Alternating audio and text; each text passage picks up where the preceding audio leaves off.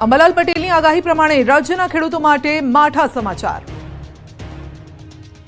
જાણીતા આગાહીકાર અંબાલાલ પટેલે શિયાળુ પાક પર પવનનો ખતરો તોડાતો હોવાની આગાહી કરી।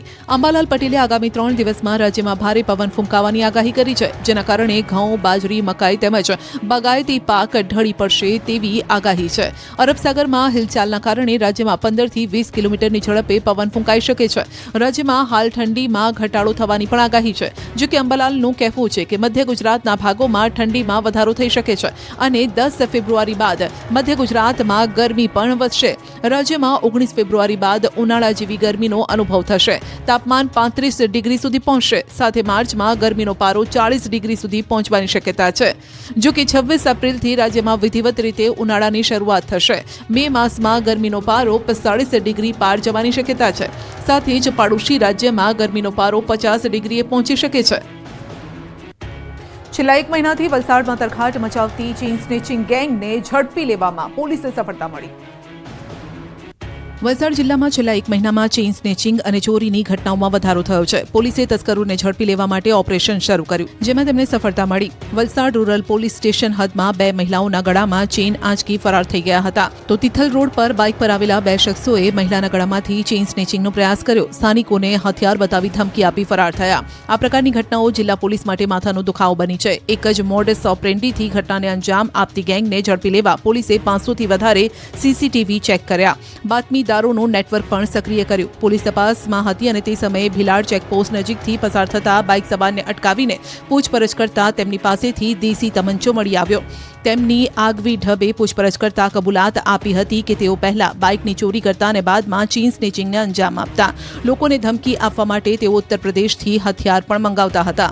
આરોપી મોહમ્મદ હનીફ ઉર્ફે મુન્ના અને આતમ શાહ સામે અન્ય યુપીમાં પણ 20થી વધુ ગુના નોંધાઈ ચૂક્યા છે। બાદમાં ત્યાંથી ફરાર થઈ તેઓ ચેઇન સ્નેચિંગને અંજામ આપવા ગુજરાત આવ્યા હતા। જોકે આ ગેંગના 2 શખ્સો હજુ પણ વોન્ટેડ છે। ભરૂચના ઇલાવ ગામના પારસી શેઠના 100 વર્ષ જૂના પેલેસને તસ્કરો નિશાન બનાવી ચોરીને અંજામ આપ્યો। ભરૂચમાં તસ્કરો બેફામ બન્યા છે અને ત્યારે તેઓ ભરૂચના હાંસોટના ઇલાવા ગામે આવેલા પારીસ શેઠના 100 વર્ષના પેલેસને નિશાન બનાવી ચાંદીના ઘરેણા 20,000ની રોકડ મળી કુલ 1.36 લાખના મુદ્દામાલની ચોરીને અંજામ આપીને રફુચક્કર થયા। મુંબઈના રુસ્તમ પેલેસ ફ્લેટ ખાતે રહેતા ધન બહેરામજી એડલજી પાલમકોટના પિતાનો પેલેસ હાંસોટના ઇલાવા ખાતે આવેલો છે, જ્યાં 1 વર્ષ પહેલા તેમના ભાઈ રહેતા હતા। હાલ આ પેલેસ બંધ હોવાથી તસ્કરો તેને સરળતાથી નિશાન બનાવી રહ્યા છે।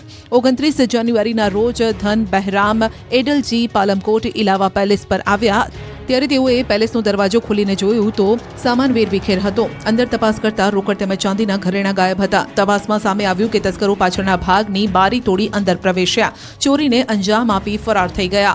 હાલ પોલીસે સમગ્ર મામલે અજાણ્યા શખ્સો સામે ચોરીનો ગુનો દાખલ કરીને તપાસ હાથ ધરી છે। સુરતમાંથી ફરી એક વખત નશાના કારોબારનો પર્દાફાશ થયો। જહાંગીરપુરામાંથી એમડી ડ્રગ્સ સાથે એકની ધરપકડ। સુરત શહેરમાં છાશવારે ડ્રગ્સની હેરાફેરીનો ખુલાસો થઈ રહ્યો છે, ત્યારે ફરી એક વખત પોલીસે નશાના કાળા કારોબારનો પર્દાફાશ કર્યો। શહેરના જહાંગીરપુરા વિસ્તારમાંથી 5,27,000ની કિંમતનો એમડી ડ્રગ્સનો જથ્થો પોલીસે જપ્ત કર્યો। સાથે પોલીસે ડ્રગ્સની હેરાફેરી કરતા એક શખ્સની ધરપકડ કરી। પોલીસે ડ્રગ્સ હેરાફેરી થવાની બાતમી મળી હતી। જહાંગીરપુરા સાયન રોડ વરિયાવ જંકશન સર્કલ આસપાસ વોચ ગોઠવવામાં આવી। પોલીસ પેટ્રોલિંગમાં હતી ને ત્યારે શંકાસ્પદ કાર જણાઈ, તેને અટકાવીને તપાસ હાથ ધરાઈ। આખરે પોલીસને કારમાં એમડી ડ્રગ્સનો જથ્થો મળ્યો। પોલીસે આરોપી ભરતભાઈ પટેલની ધરપકડ કરી પૂછપરછ કરતા જણાવ્યું કે છૂટક ડ્રગ્સનું વેચાણ કરવા મુંબઈના વોન્ટેડ પાસેથી તે ડ્રગ્સનો જથ્થો મંગાવ્યો હતો। પોલીસે હાલ આરોપી ભરત સામે NDPSનો ગુનો નોંધ્યો છે। પોલીસે એ દિશામાં પણ તપાસ હાથ ધરી છે કે અત્યાર સુધીમાં આરોપી કેટલી વખત ડ્રગ્સની હેરાફેરી કરી ચૂક્યો છે। સુરતમાં તેણે ડ્રગ્સ કોને કોને સપ્લાય કર્યું। મહીસાગરમાં ભાડુઆતી શિક્ષિકા અભ્યાસ કરાવતી હોવાનો વિડીયો વાયરલ। ભાડુઆતી શિક્ષકોને લઈ વારંવાર વિવાદ સર્જાય છે, ત્યારે ફરી એક વખત મહીસાગરમાં ભાડુઆતી શિક્ષકોનો વિડીયો વાયરલ થતા ચર્ચાનો વિષય બન્યો। સંતરામપુરના જાનવડ ગામે આવેલી નવ યુવક ગ્રામ વિકાસ મંડળ સંચાલિત આશ્રમ શાળામાં શિક્ષિકાની માતા બાળકોને અભ્યાસ કરાવી રહી છે। વિડીયોમાં જે ભાડુઆતી શિક્ષિકા દેખાઈ રહ્યા છે તેમનું નામ ચંદ્રિકાબેન પટેલ છે અને તેઓ પણ એક નિવૃત્ત શિક્ષિકા છે। તપાસમાં એ પણ સામે આવ્યું કે ચંદ્રિકાબેન પોતાની દીકરી રીટાબેનની જગ્યાએ છેલ્લા 2 વર્ષથી અભ્યાસ કરાવે છે। જો કે આ મામલે ચંદ્રિકાબેનને સવાલ પૂછતા તેઓ આશ્રમ શાળા છોડીને નીકળી ગયા. સ્થાનિકોનું કહેવું છે કે રીટાબેનના પિતા આશ્રમના ટ્રસ્ટમાં સભ્ય છે, જેથી તેઓ શાળામાં પોતાની મનમાની ચલાવે છે. રાજ્યના શિક્ષણ મંત્રી પણ આ વિસ્તારના જ છે, ત્યારે સ્થાનિકો તેમની સામે પણ સવાલ ઉભા કરી રહ્યા છે. સવાલ એ પણ છે કે જો શિક્ષિકા રીટાબેનની જગ્યાએ છેલ્લા 2 વર્ષથી તેમના માતા અભ્યાસ કરાવે છે તો રીટાબેન ક્યાં છે? તેઓ શા માટે શાળામાં નથી આવતા? આખરે કોની મિલીભગતથી ભાડુઆતી શિક્ષિકા અભ્યાસ કરાવી રહ્યા છે? વડોદરામાં ફરી એક વખત શાળાઓની મનમાની સામે આવી છે. બાળકોએ શાળાના લોગો વગરનું સ્વેટર પહેરતા બાળકોને ધમકી અપાઈ. વડોદરાની પોદાર વર્લ્ડ સ્કૂલ જાણે કે સરકારના આદેશને ઘોડીને પી જતી હોય તેવું લાગી રહ્યું છે. વિદ્યાર્થીઓએ શાળાના લોગો વગરનું સ્વેટર પહેરતા જ શાળા સંચાલકો ધાક ધમકી આપવા પર ઉતરી આવ્યા છે. શિયાળાની ઠંડીમાં શાળાના વિદ્યાર્થીઓ સવારે શાળાના લોગો વગરનું સ્વેટર પહેરી પહોંચ્યા હતા. શાળા સંચાલકોએ શાળાના લોગો વગરનું સ્વેટર હોવાથી વિદ્યાર્થીઓને કાઢી મૂક્યા. સાથે વિદ્યાર્થીઓનું સ્વેટર પણ ઉતારી દેવાયું હતું. એટલું જ નહીં, સમગ્ર મામલે વાલીએ રજૂઆત કરતા શાળાએ ટ્રાન્સફર સર્ટિફિકેટ આપવાની પણ ધમકી આપી દીધી. વાલીઓનો આરોપ છે કે પોદાર સ્કૂલ ઓનલાઈન ડ્રેસ વેચે છે અને 2 બાળકોના ડ્રેસની કિંમત 28,000 રૂપિયા છે. વાલીઓનું કહેવું છે કે શાળા જે કપડાં વેચી રહી છે તે ઘણા મોંઘા છે, જેથી તેમને બહાર સ્વેટર લેવા પડી રહ્યા છે. પરંતુ અહીં સવાલ એ છે કે આખરે ખુદ શિક્ષણ મંત્રીએ આદેશ કર્યા છે કે શિયાળામાં શાળાઓ સ્વેટર પહેરવા મુદ્દે પોતાની મનમાની નહીં ચલાવી શકે, તો પછી શાળાઓ કોના જોરે આટલી મનમાની કરી રહી છે? શા માટે આવી શાળાઓના લાયસન્સ રદ કરવામાં નથી આવતા?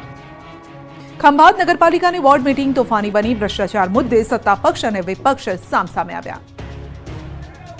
આણંદની ખંભાત પાલિકામાં બોર્ડ મીટિંગમાં હોબાળો મચી ગયો. બોર્ડ મીટિંગમાં સત્તાપક્ષ અને વિપક્ષના સભ્યો સામસામે આવી ગયા. બોર્ડ મીટિંગનું વાતાવરણ એટલી હદ સુધી ઉગ્ર બન્યું કે હોલમાં એકબીજા સામે અસભ્ય ભાષાનો પ્રયોગ કરવા લાગ્યા. પાલિકાની બોર્ડની બેઠક મળી હતી, જેમાં વિપક્ષે કથિત આર્થિક ભ્રષ્ટાચારનો મુદ્દો ઉઠાવ્યો. વિપક્ષે બેઠક રૂમમાં જ ઓડિયો ક્લિપ વગાડી ભ્રષ્ટાચારને લઈ સત્તાપક્ષ પર આરોપ કર્યા. વિપક્ષના આરોપ બાદ સત્તાપક્ષના સભ્યો પણ ઉકળી ઉઠ્યા. શાસક અને વિપક્ષના સભ્યો એકબીજા સામે બોલાચાલી પર ઉતરી આવ્યા, જેના કારણે મીટિંગનો માહોલ ગરમાઈ ગયો. બાદમાં વિપક્ષના સભ્યોએ પાલિકાની બહાર આવીને વિરોધ પ્રદર્શન કર્યું. તેઓએ જાહેરમાં જ ભ્રષ્ટાચારની કથિત ઓડિયો ક્લિપ વગાડી સત્તાપક્ષને ઘેરવાનો પ્રયાસ કર્યો. જો કે વિપક્ષે જે ઓડિયો ક્લિપ રજૂ કરી હતી તેની પુષ્ટિ ન્યૂઝ 18 ગુજરાતી નથી કરતું. નવી બનેલી વાપી મહાનગરપાલિકામાં આસપાસના 11 ગામનો સમાવેશ કરતા વિરોધનો વંટોળ ઉભો થયો. તાજેતરમાં રાજ્ય સરકારે વાપીને મહાનગરપાલિકાનો દરજ્જો આપ્યો છે, જેમાં આસપાસના 11 જેટલા ગામનો સમાવેશ કરાયો. આ ગામડા પૈકી કેટલાક ગામના સ્થાનિકો તેનો વિરોધ કરી રહ્યા છે. વાંસદાના ધારાસભ્ય અનંત પટેલની આગેવાનીમાં કોંગ્રેસ કાર્યકર્તાઓ અને સ્થાનિકોએ પારડીમાં વિરોધ પ્રદર્શન કર્યું. તેમનો આરોપ છે કે મહાનગરપાલિકામાં સમાવેશ કરવાથી વેરા વધારા સહિત અન્ય મુશ્કેલીઓનો તેમને સામનો કરવો પડશે, જેથી તેમનો મનપામાં સમાવેશ ન કરવા માંગ કરાઈ. પારડીમાં યોજાયેલી રેલીમાં મોટી સંખ્યામાં લોકો જોડાયા. આ તરફ પારડી નગરપાલિકાની ચૂંટણી પણ યોજાઈ રહી છે, જેથી પોલીસ દ્વારા રેલીની પરવાનગી નહોતી અપાઈ. મંજૂરી વગર રેલી યોજાતા પોલીસે તેને અટકાવી. ધારાસભ્ય અનંત પટેલ સહિતના અગ્રણીઓએ 4 રસ્તા બ્રિજ નીચે બેસીને વિરોધ શરૂ કર્યો હતો. પ્રાંત કચેરી દ્વારા આવેદનપત્ર સ્વીકારવામાં આવે તેવી તેમની માંગ છે, જેને લઈ લાંબા સમય સુધી માહોલ પણ ગરમાયેલો રહ્યો.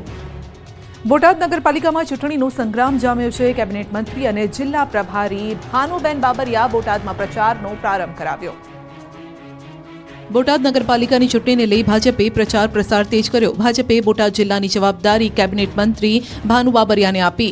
ત્યારે આજે તેઓ બોટાદના વોર્ડ નંબર 8, 9, 10 અને 11માંથી ચૂંટણી પ્રચારનો પ્રારંભ કરી રહ્યા છે.